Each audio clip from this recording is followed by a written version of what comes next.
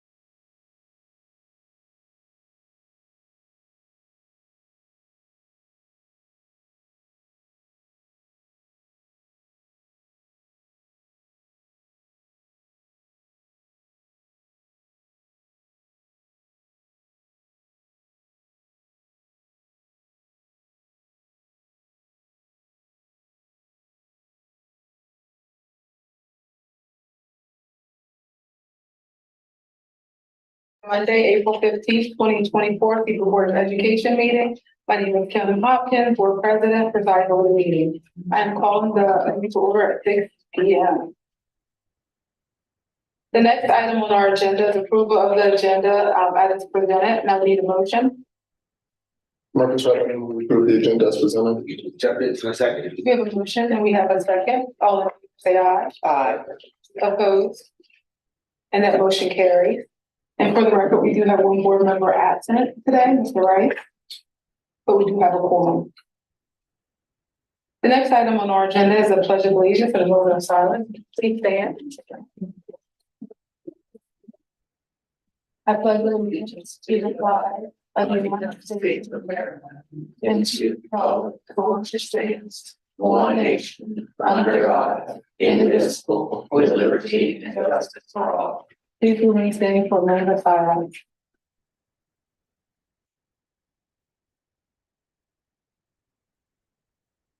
Please be seated.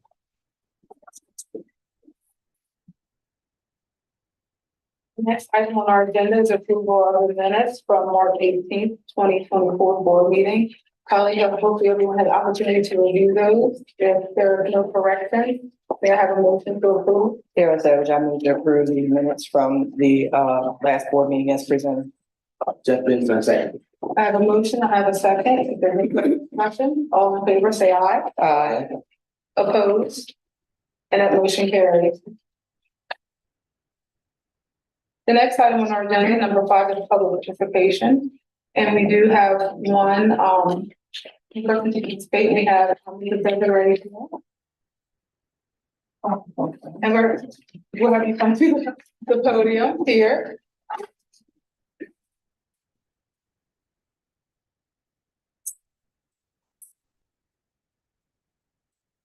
Good evening. I'm Desiree Moore, and I'm a regional supervisor for Jobs for Delaware graduates. We've been in Seaford School District for many, many years, but for the past 3 years, we've been able to take our state winners in our competitive events to the national competition. So this year, our students are preparing to go on Wednesday to St. Louis, Missouri. The competitor for prepared speaking is a Seaford High School student.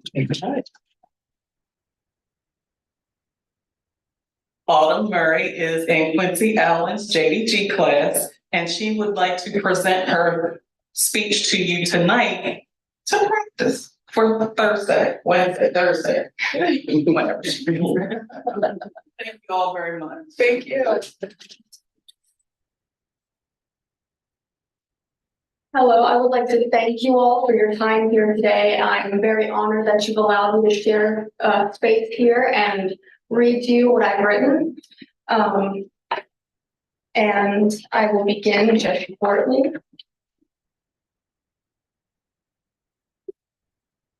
Sorry.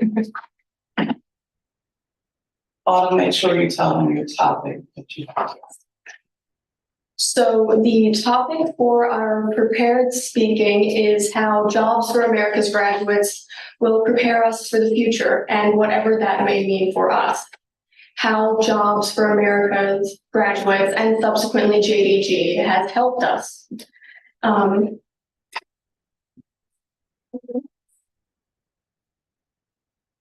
to begin. Time is finite and fickle.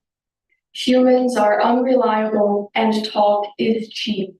And in the end, you will be remembered not for who you truly were, but for what you did and the impact you had on those around you.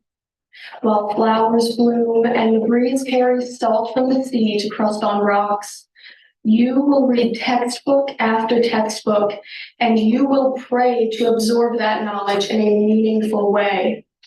Although not all hope is lost, you are not alone. You are one of many, because you are a part of a wonderful organization, Jobs for America's Graduates. Jobs for America's Graduates, also known as JAG, will cultivate your growth and facilitate your success. through your highs and lows, so that you, all bright-eyed and bushy-tailed, can go forth and flourish. And in all 3 years of me studying under JAG, under jobs for Delaware graduates, I feel as though I have learned more in these past 3 years than in my 12 whole years of schooling. And it began as simple as my freshman year of high school. When I walked into Mr. Quincy Allen's classroom, there I was not viewed as a student ID number. I was seen for the very first time as a genuine human being and an equal to my educator. I was for the very first time in a long time seen as not just a body to fill a seat. And I took to this course as an eagle does to flight, although that is not through the curriculum alone. Because although you can lead a horse to water, you cannot make him drink. And knowledge most certainly is nourishment in all of its regards. A good teacher and role model is at the forefront for the facilitation of proficiency, one that can connect and challenge without provocation. I was taught to write an adequate resume, the code and conduct of the professional world, but most importantly, I was taught emotional intelligence. And as a student seeking to enter the world of psychological analysis, this has helped me more than any class or seminar I have thus far attended. It was not just navigating the emotions of others, but understanding my own and knowing when to discern the signs of burnout and stress. Because life is certainly not easy, and most likely will only get harder as I pursue a higher education. I will have to fight for positions that are so easily handed to others. Coming from an area as underprivileged as Southern Delaware, a poor family and a rural upbringing, and all the challenges that come to boot, college and university have always felt like a dream. And my career of choice, nothing but a silly, fictitious imagination that not every day does somebody from Sussex County go on to attend a prestigious school like the University of Virginia or become a criminal investigative analyst with the FBI, but they can, and I will, because that is my ultimate goal. Most definitely not on my own, but with the support of my mentor who has always seen my potential, and this great organization that has granted me countless opportunities, from internships and other starter job positions, as well as college and career fairs. Most of all, though, the chance of a lifetime to be here in the very present. This is more than just a competition to me. It's a window into the world of career men and women, thinkers and creators, who have so generously shared their time and knowledge. And in my time as a student, I have never experienced as much learning and growth as I have through JDG and subsequently JAG. This organization is far more than a hub for scholarships or learning how to file taxes. And while those aspects are ever present and very important, Jobs for Delaware graduates is a focal point for emotional, financial, and social growth. Quite unlike anything I have or will ever see in my lifetime, and I am so very grateful and quite frankly lucky for the success and abundance that has graced my life as a result. And as the years pass and I finally make it all the way to the FBI or the big leagues or whatever you wish to call it, I will always remember where I came from and who helped me get to where I need to go and where I finally dreamed to be. Thank you for your time.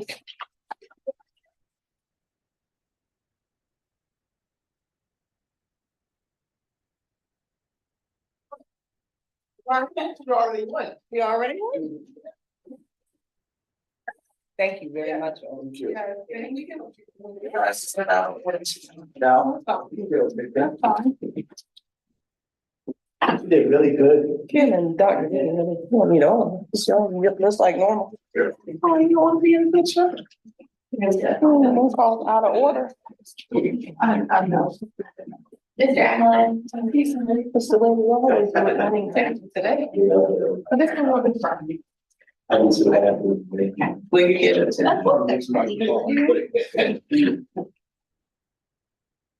I can turn this right away.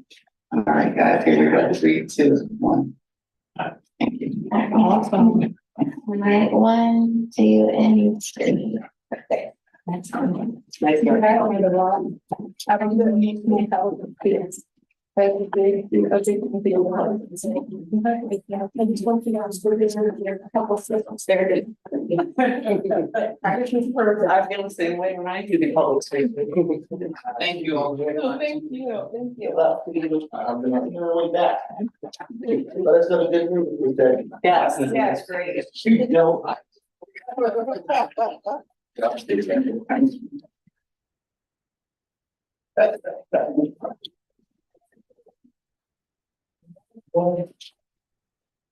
Hear that again.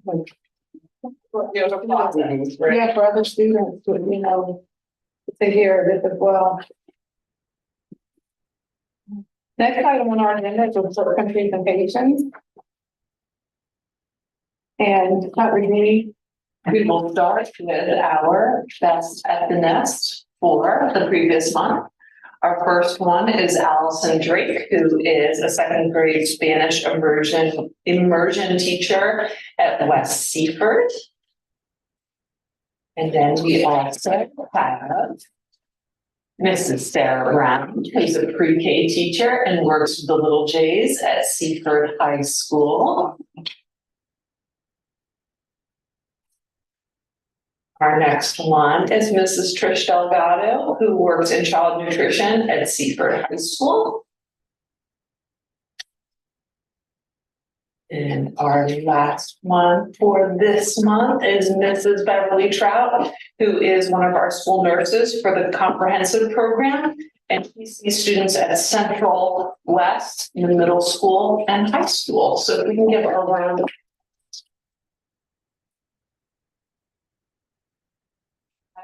sure that we get their certificates to them. Thank you. Thank you. All right, next item on our agenda is superintendent communication. Well, first of all, thank you so much to Dr. Benson and Mr. Wright and Ms. Hopkins for joining me in New Orleans for the NSBA conference. I think that we walked our feet off in New Orleans. We learned lots and we ate some good food. We heard Rosa Parks speak. Yeah. Oh, sorry. That would have been a miracle. I missed that. Just reading another article today. For someone compared. Oh, that's right. That's what I was. Not the text. See, everybody makes mistakes in public. Everybody makes mistakes. And then we had the second speaker. I'm gonna mess this one up too, but it was the president of Special Olympics, Shriver, and that was a really good speech too. And yeah, and then we talked with some representatives that do staffing. I went to a session that was about school safety. So yeah, it was good. It was a good trip. I think it was well worth it. Who was outside? We was outside. We was outside. Okay, it was outside. Pretty straight. Tonight is Lighted Up Blue here in Seaford. So GB Hastings is our representative over in town today. We also have an invitation. If you guys remember last month, we hosted Kareem Weaver and the Fulcrum group. We were then contacted by the group from Savannah, Georgia, who wants to have another follow-up session with us. Looks like they are kind of considering their next steps and have specifically asked them to meet with Dr. Jeanette Kim, Jeff, they specifically mentioned you guys about coming and meeting with their board members and some of their instructional folks. 2 to 3 hours, maybe June 10th or 11th, that second week of June. To see not just that timeline of changes within the Seaford School District, but also what were the fundamental kind of pieces that enabled that change to take place. Dr. Dunant, is there anything else that based on that conversation? No, I think they want to follow up with a Zoom call with us. They specifically asked for Ms. Phillips and for Ms. Parsons to be involved in the Zoom call as well.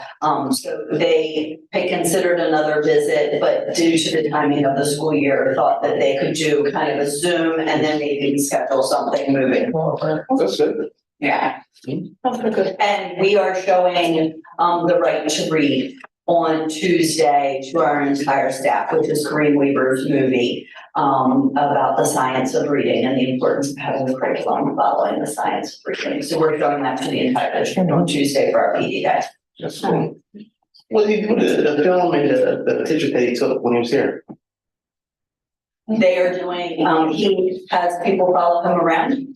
And he's doing additional documentaries and things like that. So I'm sure that some of that might be highlighted in those additional films that he makes. All right, that's cool. I'll let you know if he senses anything, Harlan. Yeah, the Right to Read film does highlight the bookworms curriculum in California. There's a specific teacher that used it and not her approved curriculum, and had a lot of growth. So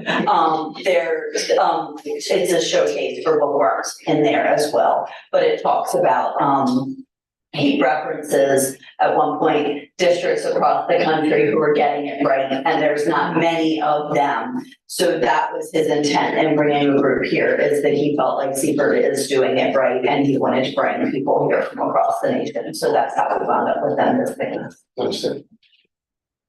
Great, guys. Listen, it just popped in my head, because Jeff and Marcus had me thinking about, because they really want to do a presentation at one of the annual conferences. I know that people have come here to collect our gems, but has anyone in our district thought about doing a session at a conference? We have, so we did, Yes, yeah. we didn't present at ESCA. Three of the elementary principals did some last year, but it wasn't really about we did a presentation at NAESP, but it wasn't specifically around bookworms. I think we did one years ago at the Delaware Policy and Practice Institute, but certainly that would be something to look into. We are presenting in Delaware at that conference about our middle school MTSS process that we're starting to use now. So we are presenting about that and our math labs this summer. But internally in Delaware, it certainly would be a great idea for us to look. I think even nationally, since nationally people are taking buses and flights to get, to get in there, I think that, That's a great idea. we definitely should highlight our successes because people definitely are interested. Because you guys. And they're interested in the board participation in that Yes. process. I think that's the part that's been really interesting to me, is that it's not just about the curriculum implementation. They're asked a lot of questions about the processes and procedures, the structures and the supports that were in place from a leadership point of view that allowed it to happen. So that would be kind of an interesting perspective on that change as well. Let us know. I'll be on. Awesome. That's all I have. Thank you. Next is the board communication, and I just want to mention 3 things, and then my colleague, if you have something as well. I know Dr. D mentioned that we do have a representative DG at the Light It Up Blue. This is Autism Awareness Month. So, just make sure that, that you're educating yourself. Autism does not have a cure. And it is, prevalence of it is increasing. I mean, it's like literally keeps more and more people are being diagnosed with it. It is a spectrum disorder. So, it can range from someone being nonverbal, someone being incontinent, all the way to someone that's very high functioning. Like what Elon Musk, so it's just something that you just have to treat everyone, meet them where they are. But just being to know that it does exist, know that some people you would need to have more patience with and think about being inclusive. But definitely it is to light it up blue, although I light it up blue all year long. But definitely this month is also the awareness and inclusion month. Also, Ms. Karen Mass will be sending out the link for the board self-evaluation tomorrow, and that will be available until the 30th. So the board members, it will come available tomorrow and it will be available till the 30th. My goal with that is to take the information, not only, as a collective, look at the information that we say this year versus last year, and then have a plan to fix whatever needs to be fixed or, improve what needs to be improved, because nothing can be that perfect. So we work as a collective, as we always do, to make things better. Also, just like Dr. G said, we did attend the National School Board Association. Another thing that we were looking at is Q. I know that it's more for urban districts, and I can't remember who said it, but they were saying that we are more of a rural district with urban issues. With you, Martha? That was me. I knew it. And thank you for wearing your awareness thing. So Marcus did mention that we were in a meet. Yes, we were in a proximity. I think that's the session we were in. And it was so on target what you said. Yet we don't attend that conference. Usually like your Baltimore City, Baltimore County school boards do. As Dr. D was saying, and she brought it too. We actually were thinking on the same line. We did Dr. Tim Driver, whose mom, Eunice, is the one that started Special Olympics. And also the unified sports, which we do have here, which is a beautiful thing. But he was talking about the dignity index and the building skills for dignified disagreements. And he even had us participate and, having us guess what number things align with. But I like this a lot because it was saying stuff like, be curious, not furious. When there's a disagreement, approach it with curiosity. Use a language that invites dialogue, or listen and hear, not to respond. Really listen to the other person, consider summarizing briefly what you heard. Because, oftentimes, and I actually see this aligned with therapeutic communication, not just listening to respond, but actually listening to hear and understand what someone is saying to you. You can challenge ideas, but you don't have to attack the person. So I really like this a lot. Both of these offer a lot of self-reflection. So just so you have an idea, he would put up a scenario on the board and we would have to guess which number. So like, for example, number 3 is, we're the good people and they're the bad people. It's us versus them. So he would give us like different articles, So different quotes, and like what was your perspective depending on the quote? And the challenge is try to move up that scale so that your quote and your way of thinking is approaching more in a this reflective and this dignified, higher up the dignity scale. And he was saying, I don't know if it was about board meetings or not, but he was saying that they would say nothing below a 5 allowed. So like 4 is we're better than those people. They don't really belong. They're not one of us. So that's not allowed. 4, 3, 2, and 1. But number 5, the other side has a right to be here and a right to be heard. It's their country too. So he wants us to go try to be up the scale. And then through this process, actually self-reflecting on our own selves, because no one's perfect. And to what he said, how many people actually thought some of these things? And he raised his hand, he said, I have, but it allows him to self-reflect, to be honest with himself, honest with yourself, be honest with others. And it also aligns with kind of like, where we are as a country and how we disagree. The National Governors Association, their big push this year is disagreeing appropriately, the right way to disagree with each other. And it's really aligns, like, I was looking into that, and then we had that session, and it was like, man, he's talking about the same stuff, like, it was a video with the governor of Utah and the governor of Maryland, and, just, polar opposites of the political spectrum, but being able to come together, disagree, leaving, no one changed their minds, but we're still friends. We can still leave with a smile on our face, even though, we're still. And you did do it in a respectful and dignified way. They started the index as a way of kind of rating politicians, if you were, to see like who's scoring higher on this dignity index. But ultimately, it becomes a way of reflecting back to say, okay, maybe I'm using this as a way to judge others, but then it also, then you turn it around and you think, okay, but what about me? So we're saying all this to say, future PD session. And I like how he showed the video. He showed the video at the end. It was like a commercial. And it had Republicans, Democrats, and Independents. And just showed how it was tracking throughout the commercial. And to show us what does this really mean at the end. And it's like really everyone wanted the same thing when you look at the numbers. But yet we can't see that sometimes that we all do the same thing. So appreciate like that was a really good session. It sounds like it aligns with what our teachers are doing with conflict resolution and restorative practice as well. So it is full circle within the schools as well. It's really good stuff. I think what resonated for me is so often we, present that there's a problem, right? There's a problem with lack of respect. And I think what was nice is that he offered this solution, right? That here's a way of addressing the issue of a lack of respect. And what if we each challenged ourselves with responding to others with whom we disagreed in a more dignified and appropriate, proactive manner. And that was like, okay, something we can actually do. Yep.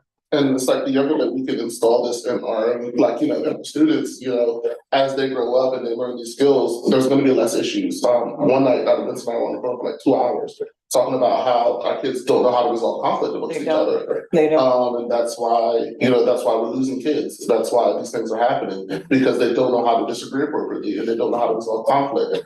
So then building on this and like ingraining it at a young age, so that when they get older and somebody steps on their shoes or somebody says something online, they know how to disagree the right way. And it can also understand like, no, this isn't a big deal. Right, and that's why I appreciate our young scholar that just presented to us, talking about emotional intelligence. Right. So it's just all connected. It's all definitely. Colleagues, do you have anything else? No, I would just like to say, thank you, Ms. Karen, for getting us set up for the trip. I know that's completely amazing. But everything was perfect. It really was. Our rooms were nice. Playing everything. Everything was good. We had a good time, bonding and fellowshipping with one another and meeting other board member and professionals throughout the nation. So. And to piggyback off of you, Dr. Chris, you do such a phenomenal job, because I'm going to tell you, I met a board member, I won't say from where, but literally was calling to see where his hotel was. After getting off the plane, I just thought to myself, Where's your packet? And they None of them were full. calling to find out where they actually were staying. And they said, I'm gonna send it over. They may have sent it, but then they sent it again. So I was like, man, these are problems I just don't have. We did also find our sister school district. For New York? No, Virginia. no. Gary, Indiana, where their superintendent is also Sharon, where their board president is also Kim. How about that? Sat with them randomly one day and had no idea. We took a picture together too. Okay, that was so good. That was fun. Oh, wow. Yeah, it was good. It really was good. All right. So the next item on our agenda is, I think we have Gary. Yeah. For KI visitors, the school policy. And. Yeah, you was supposed to go all the ones that are assigned to you. No, I got one later. I think Cam's there too. Yeah, Kim has one as well. So visitor school policy, see, the only thing we wanted to change in the policy is was that last sentence under procedures. Because we did not think schools should develop their own policy, we wanted to have a district-wide one. So that's the only thing that really changed in the policy. If you go to the regulation, we did update, add some things, we made it more current to actually what we do with our visitor management system right now and treating people as they come into the building. So just kind of updated language to make it more current with best practices around the safety.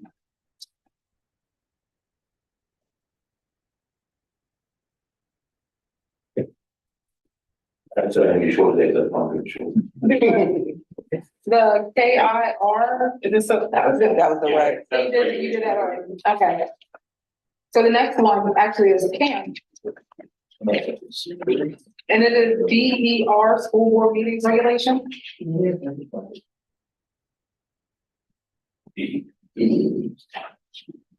Whenever that's the false, what you are.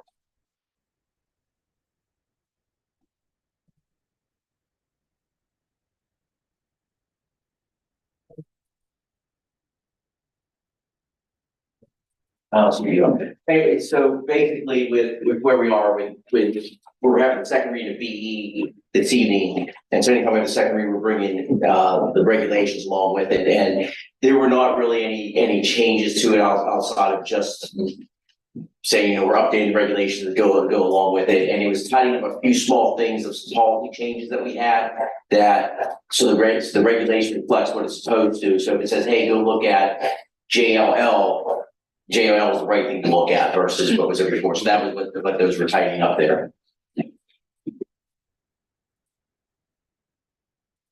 And Kim, the next one, BHC or Board Communications with Staff, Regulation. And very similar to the, what we would have with, once again, BHC is something from the second reading on, they were bringing the regulation for you today. And very similar, making sure that everything matches up the way it's supposed to. If you recall, we're getting in line with what we should have for national for the policy the right way. So that's why we're taking the VBD-R off of there, because it does go both places. We feel it's more appropriate for us to have it here in BHCR, and the rest of it is just looking at is some changes to make sure we are in line with where we should be policy wise, and making sure that we have everything, because you don't want to reference BD and BDR, it's actually BE and BER. So those are some things we're tightening up as we go through, and that this regulation does. Actually, thank you. All right, so we have Mr. Zoll, and this is a new Yes, policy. this is the brand new policy. JLGA. Foster care policy, just one that we realized that we didn't have in when we were doing the Title I audit. Monitoring. Yeah, Title I monitoring. So this is a policy we need to have in our policy manual. It just kind of highlights what we do with our foster care students and the rights that they have under federal law. This is when you go on to the last page, we do have a specific person's name must be in line with Title IX, just something to put in there. So if a person does change, it will be a policy that has to be updated if a new person becomes a foster care liaison. Yeah, and to make mention, there are some times we can mention in office, there are some times the policy requires that you have to name a person. Believe me, anytime we can just do the office, we do, because you don't have to come back every time somebody's moving. But in this instance, you do have to name the person. Okay. Colin, do you have any questions for the new policy? Yeah. Thank you for great. All right, next, we're ready to move into our action items, and the first one being school choice. And we do not have any. Yeah. I was, when I was looking at it earlier, I was making sure you didn't make a mistake. But I said, it's pretty late in the school year, so we probably are. I might have one in May, but May have one in May. All right, so Jeff, you're off the hook. Right. The next one is 7.02 field trips, and we do have the one for students that are eligible. And for the rewards trip, it is April 23rd. It'll be all day, 7 a to P, to the National Air and Space Museum, and that will be at the middle school. And I'll need a motion. Here it says, I move to accept the field trip agenda as presented. Marcus, try to second. I have a motion, I have a second. All in favor, say aye. Aye. Opposed? And that motion carries.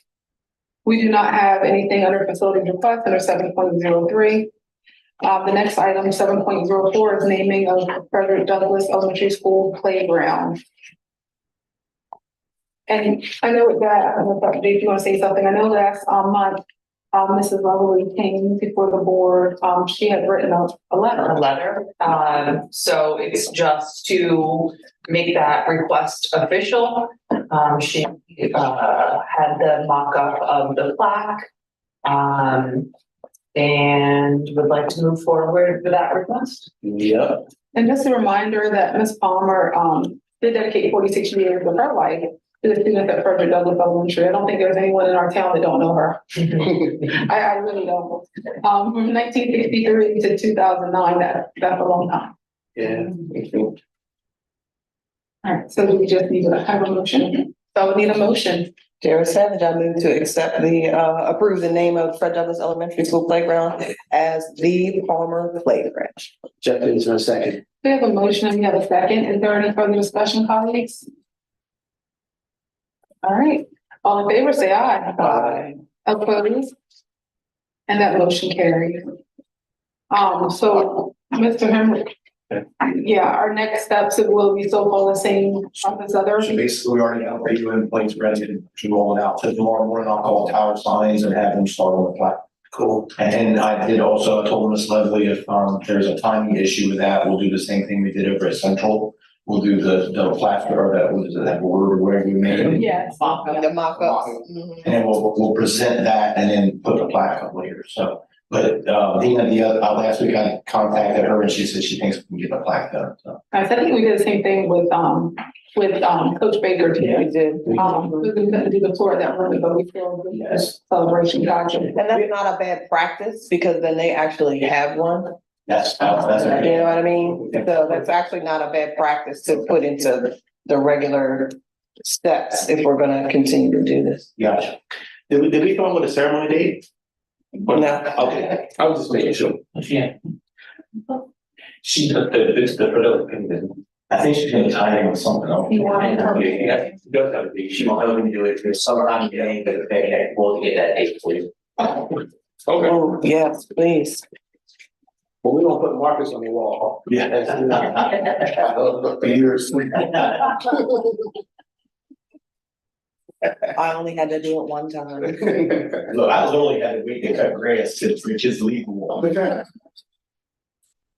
Bring a lot of oil. I always have my recess. We don't care. I had the first like 6 minutes. Oh, y'all. It gives them this small. So next item, action item is 7.05 KI visitors to school policy, and I need a motion. Jeff Benson, I make a motion to approve the first reading of AI visitors to school policy was presented. Tara Savage, I second. All right, we have a motion, we have a second. If there's no further discussion, all in favor, say aye. Aye. Opposed? And that motion carries. The next one is 7.06 JLVA foster care policy, and I will also need a motion for this. Mark Frederick move to approve the first reading of JLJ of their policy as presented. Jeff Benson, second. We have a motion, we have a second. If there's no further discussion, all in favor, say aye. Aye. Opposed? And that motion carries. The next item, 7.07 BDB board officers policy.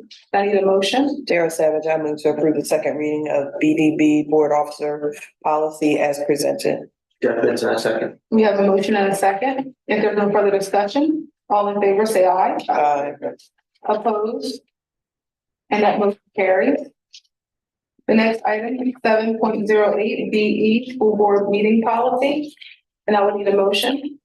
Jeff Benson, I make a motion to approve the second reading of BE school board meeting policy as presented. Mark Frederick, second. We have our motion and we have our second. If there's no further discussion, all in favor, say aye. Aye. Opposed? And that motion carries. The next item on our agenda is 7.09 BHC board communications and staff policy. And I would need a motion. Mark Frederick move to approve the second reading of BHC board communications with staff policy as presented. Jeff Benson. Jeff Benson, second. We have a motion and we have a second. If there's no further discussion, all in favor, say aye. Aye.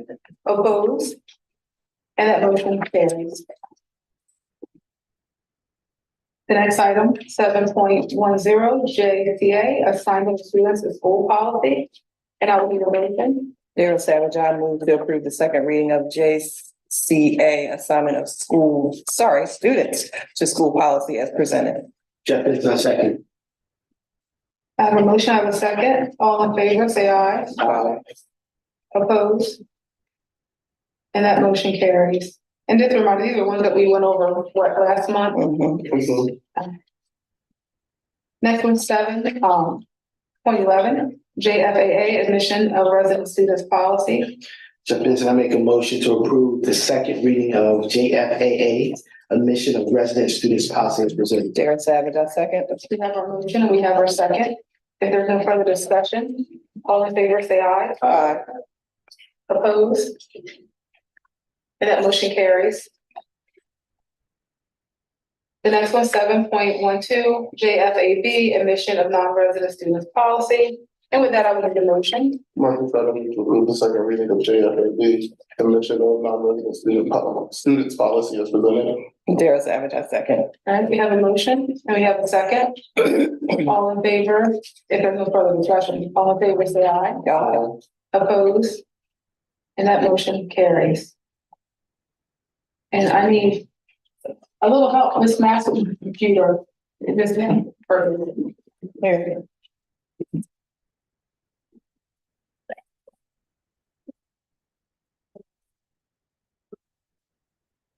Yeah.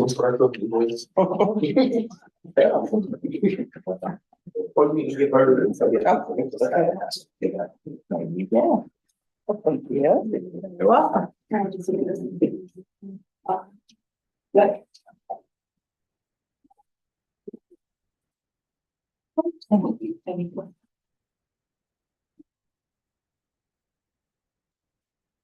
All right. Sorry for that brief intermission. All right, next item is 7.13, Frederick Douglass Access Road Contract, and that will be presented by Mr. Doug Henry. So, I'm gonna be quick tonight too, because Pat just told me he's talking me $5,000 every minute. So basically, ADL Construction, we have awarded the contract for the Fred Douglass Road. I just want to remind you guys that most of this funding is coming from three different sources. DelDOT, Enhanced MTI, which we roll with West Deepers parking lot, and then some portion out of our local. So we made out pretty good on the project. They're the same group that did the West Deepers parking lot, and it turned out really well. So very excited about it. So I just need approval to move forward with the contract. They did, let's see, right before school started, right? Correct. Yeah. All right, so this is an action item. And so we would need a motion to approve for Mr. Henry to move forward. Jeff Benson, I make a motion to approve Fred Douglass access road contract as presented. Motion, we have a second. If there's no question or discussion, all in favor, say aye. Aye. Opposed? And that motion carries. Can't wait to hear how good it turns out. There you go. So. Mr. Henry. Yeah, I'm sorry. Does he get a bonus $5,000 for being under 2 minutes? That's all. I got a question. I'm not gonna hold you up. No, you're good. Are the bids coming in similar for those projects? So the bids are coming in lower. They're coming in lower. Actually, this one fit underneath the threshold. Wow. Yeah, so bids are really starting to swing back into their favor. Good stuff. That's all, yeah. That's good. Our next one is 7.14, fiscal year 25 repair and maintenance plan for Senate Bill SB 270. So basically, this is just in conjunction with what I gave you guys last month on the facility assessments. So I have to come up with basically a plan on how we're going to spend our money.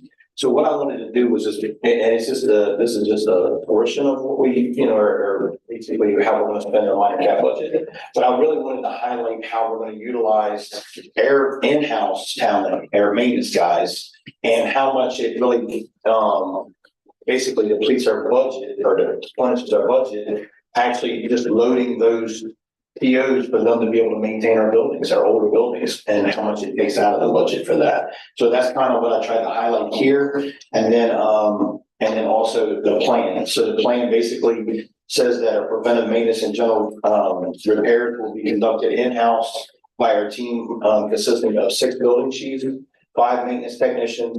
The building chiefs will continue to carry out their weekly, bi-weekly, monthly, and annual checks and inspections as outlined in our preventive maintenance plan. Moreover, day-to-day issues will be reported through our electronic work order system, which we talked about last month. The Seaford School District will continue maintaining our buildings by leveraging the remaining estimates, minor cap, and local funding. We have categorized some of the larger scale projects by funding source, fiscal year, and location, and they're listed below. So one of those projects that we're actually going out to bid for this month is repointing 14,000 square feet of brick at Fred Douglass, Seaford Middle School, and Seaford High School. In conjunction with that, we'll be caulking and treating all window lintels and adjoining repointing to those window lintels. And this is, like I said again, this will be going out to formal bid in April. So we're going out to bid on those two. And then the second project is installation of an ERV and dehumidification to this office, which is also going out to formal bid in April. So we've already had a pre-bid for that one. Finishing our 6 HVAC projects to include installing 5 new chillers and 4 new boilers and associated piping, pumps, and controllers. Fiscal year 24 minor capital funding of our internal repairs and preventive maintenance is listed on this sheet that we're looking at. We are currently working on a RFP for fiscal year 25 with our architectural firm to basically replace 35 windows over at our Seaford High School. The lintels are failing on the top. If you look at them, you can actually see the gap up there. So we're actually working towards some of that. We were thinking about doing that instead of repointing, but then the windows were a problem to basically the delay on getting them here. Could have jeopardized their funding. So we backed off of that, and then we're going to go after it again next year. And then, of course, the remaining funding, which won't be a whole lot, but we'll actually keep that for emergency reserve, just in case we have a breakdown that we didn't plan on, basically. So that's basically the plan and on the approach. Mr. Henry, for the record, and so that it's being recorded. Yes. Our buildings. Yes. Our oldest building was 1922, Fred Douglass. We have one that's over 100 years old and one that's coming up on which is middle school. Yes. Yes, we have two 100-year-old buildings. And due to the fact of our, the state calculations, we don't qualify. Correct. For new buildings. So I think what this needs to be highlighted, what we are doing as a district to maintain the old buildings that we are forced by no fault of our own And that's to why maintain. that's why I wanted to list our preventive maintenance and repairs. And then, of course, there's 2 life safety requirements that we have to do every year, and how much that takes out of the budget. So at the end of the day, we are not left with a whole lot to do anything. So they passed this bill saying you have to do this needs assessment. You have to say, we went through this enormous checklist. I mean, there's some of the bigger districts with lots of schools that don't do the annual kind of check-in that Mr. Henry does, that didn't have the documentation, that we're starting from scratch, that I think are really struggling to complete this needs assessment. And ultimately, we have repairs that we're obligated to complete regardless of whether the state gives us any money. That's right. So on the one hand, you're hoping that the state will read this report and see that we have 100-year-old buildings that we are doing our very best to maintain and repair. With we're maximizing every single penny and getting the biggest bang for our buck. But to your point, there's no additional money that's just based on the age. Oh, no, didn't they award us half of a roof to be resealed? That was the last, like half of a roof. 5 years ago. I just want that on the record. So maybe. And we utilize our in-house maintenance guys, like I mentioned, last week on how we utilize those guys to do these repairs in-house. But the hope is that they would actually see this and see a district like ourselves with 200-year-old buildings and see that minor cat can't be divvied up, you know what I mean, evenly across the state. Exactly. Cape and Logan, not to pick on them, but those guys had their oldest buildings of 2012 with renovations. That's not a brand new building, but with renovations is 2012. So 100-year-olds to 2012, it doesn't take them to maintain those buildings. And the worry, you know, for some districts too, is that, okay, we have buildings that need repairs. If we can't find the money within what we already have, is somebody going to say, well, you have to do these repairs, and then you're being forced to go to referendum? Correct. Through no, just like you don't want to, but Yeah, you're no somehow, choice. you have no choice because now you're between a rock and a hard place. You have repairs that have to be done because of this assessment, Yep. and yet there's no monies within the district to complete them, and nobody's giving you that money either, so. Because our community is not growing in the way that they would like it to grow. Right. To qualify for new buildings. Or according to that form. Just want that on the record too. Thank you. And I just want to mention two things. So the 35 windows, that is the original building. Yes, So that's the what's older portion of the high school that wasn't remodeled, or, it was remodeled internally inside, but the outside was the front face. Was never- 61, I think 64. 61, 64, something. 64, yes. Yeah, because my uncle was part of the first graduating, Yeah. one of the first graduating classes. Yeah, and to both your points, oh, you can sit down there. To all of your points, when Ruby Bridges, who presented to us on Saturday. Not this part. Not. Both are names. And she mentioned what you're describing, how she went to one school and the class size was very small and how new it was and how nice. And then she was invited to her friend's school to speak and it was cold and, and just talked about the differences that she saw, but yet all children are supposed to be getting the same education. Right. And so environment matters. And, as we say, relationships matter, and your environment matters too in school. Not only what we've been through in the last week, Dr. D came and myself with the HVAC changeover. Because we did it because we had to be able to start the chillers and do all those things. But with a 4-pipe system, it's like turning the thermostat on and off, Right. which is Cape new buildings and all those buildings happen. Airs, we have to kind of take a guess at when's the best time going to be, and we flipped the switch, and guess what it did? It went down to 30 to 19. So we had, it was cold. There's not a whole lot we can do about that at this point, but moving forward with some of the ESSER money that we used, it will get better. But it's still not to the point where it's a 4-pipe system where you can just flip back and forth. All right. And the fact of the matter is, our kids deserve better. Yes. They deserve just as good as everybody else. And And when they go play sports at these other schools and they see all these buildings, it's not fair and it's not equitable at all. But I will say this, air sports field is probably better than most. I'll give you that. Absolutely. I'll give you that. I'll give you that. Absolutely. we still need to approve this. We still need to approve. We still need to make sure that we approve this. So getting back on track, I still need a motion for this request. Marcus Ryder move to approve the FY25 repair and maintenance plan. Send a substitute one for SB 270 as presented. Step into a second. We have a motion in a second. If there's no further discussion, all in favor, say aye. Aye. Opposed? And that motion carries. The next item is a financial report with Mr. Hill. Good evening, and actually, got 7 minutes.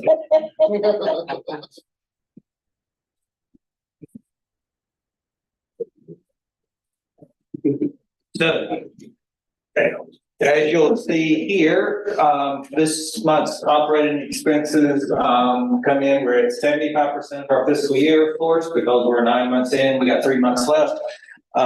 Key point out here is operating unit expenditures did go down to basically 650K. And pretty much all of that was in salary. There's some other categories, but mostly it was a salary type thing for this past month.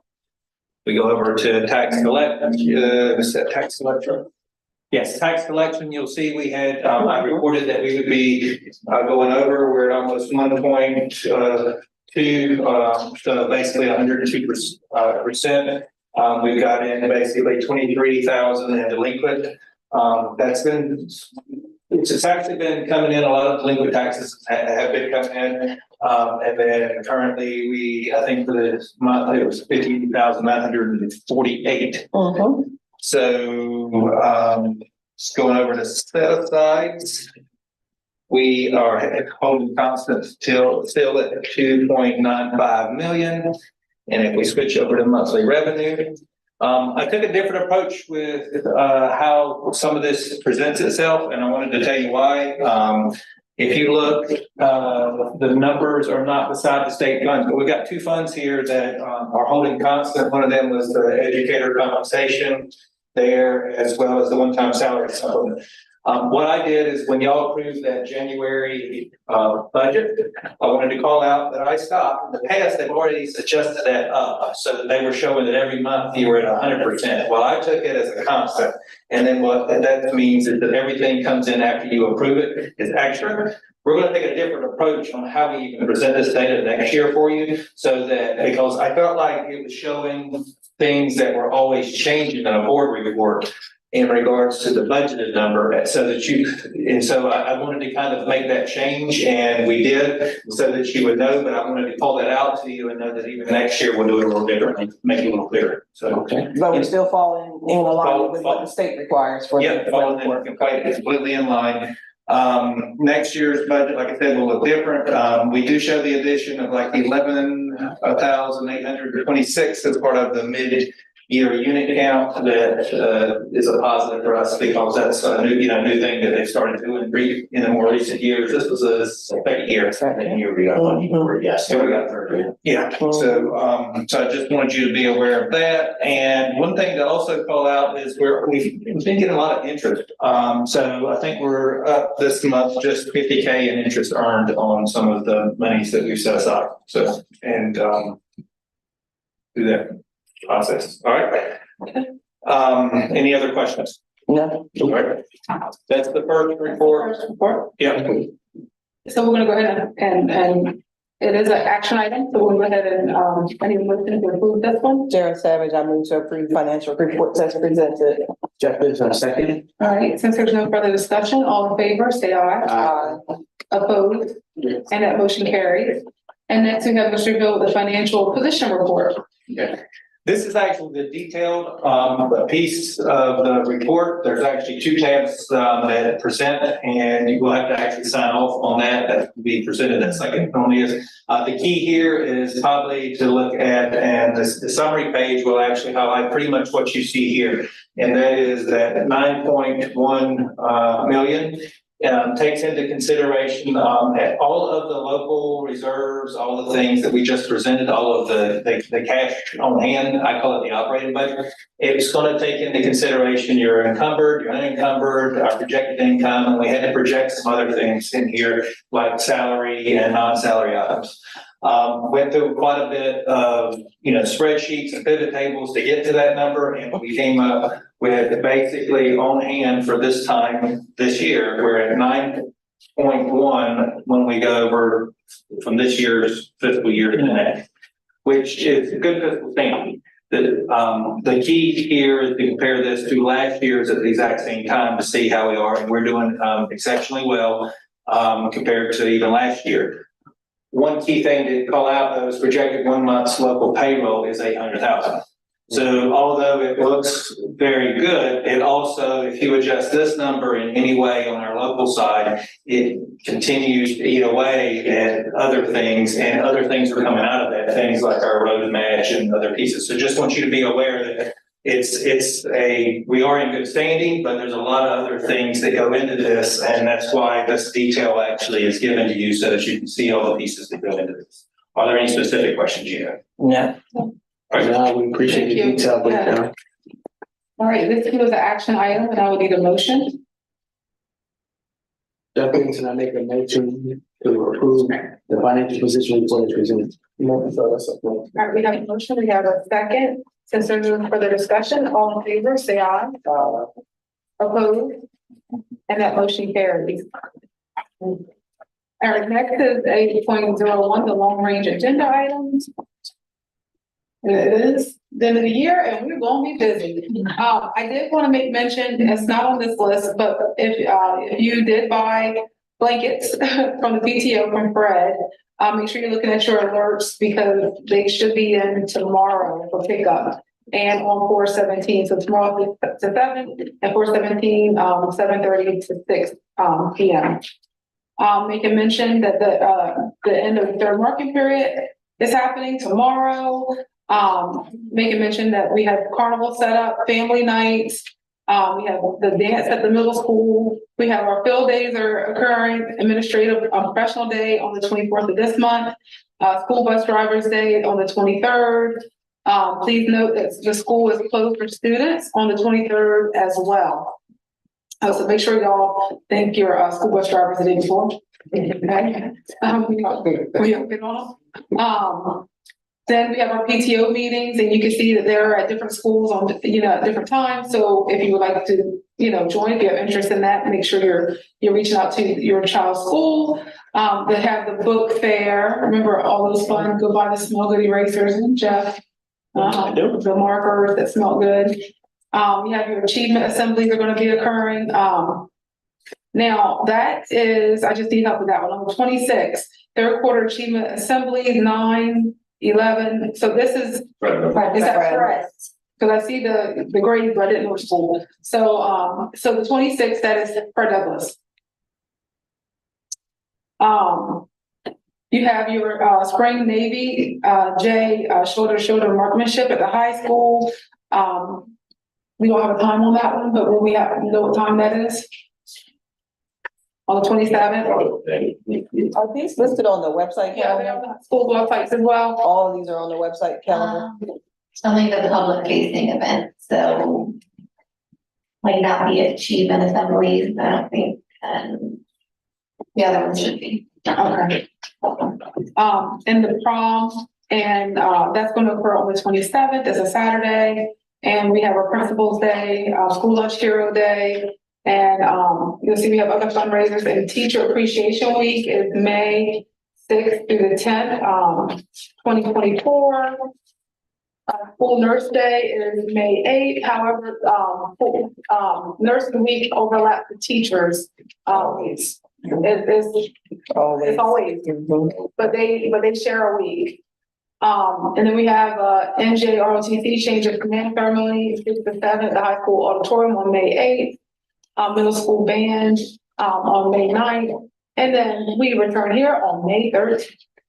So there's a lot of great things that are happening at all of our great schools. So there's opportunities, participation. Yes, again, has something to say. I just want to point out that April 23rd PD day next week being on a Tuesday, which is a little odd for us.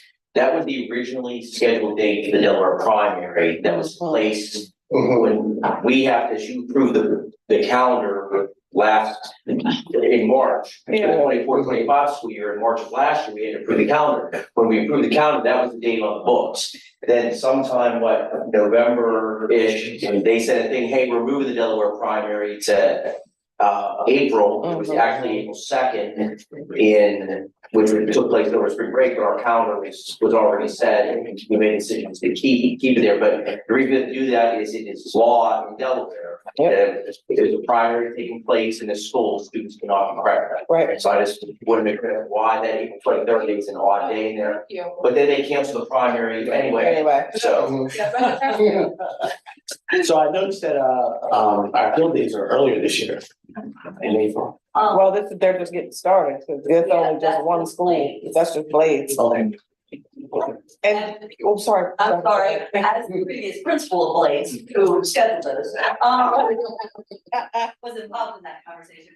We did it earlier because once we got into May with our end of the year testing, we started running into problems with staffing because at a K-2 school, you use all of your staff for field days to run stations and things like that. And so it became a challenge. So we thought, well, let's try it and see if we do it at the end of April, see how it goes, see how the weather is, and then we can revise moving forward. Understood.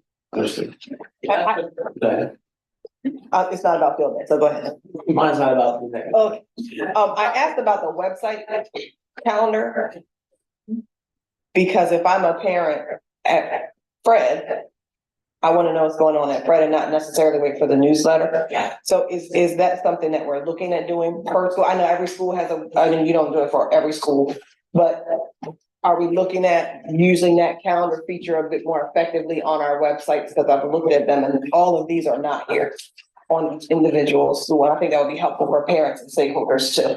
Right, we are trying to put more of them on there, like the individual fundraisers and stuff, we haven't been putting on a district calendar because there's So so many. many. So we're trying to do better with that, yes, but we usually use this math agenda to try to get some of those events on there. As long as schools are okay with the public knowing about these events, you know, some of them, I think they're more closed as far as assembly. Oh, absolutely. Not things like that, but field day and, you know, things like that.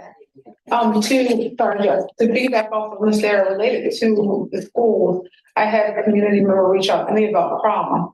Want to know what time it started, grand march and all that. The high school website did tell us what day it was, but I had to go to the Instagram Exactly.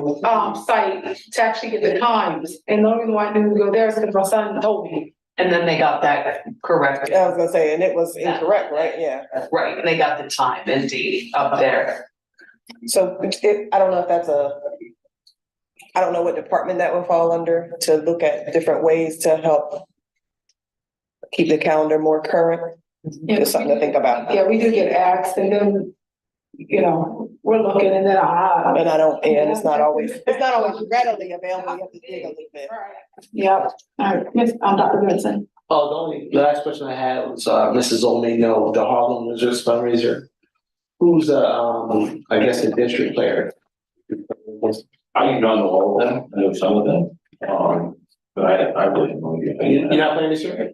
And no, And it's just teachers from West, right?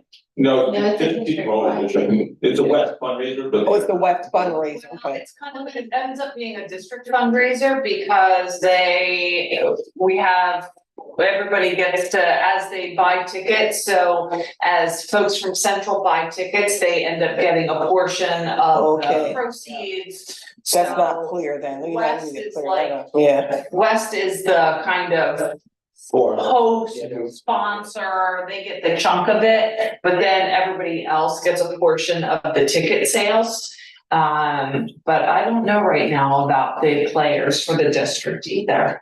Well, put my name in. I was like, are you willing to be drafted?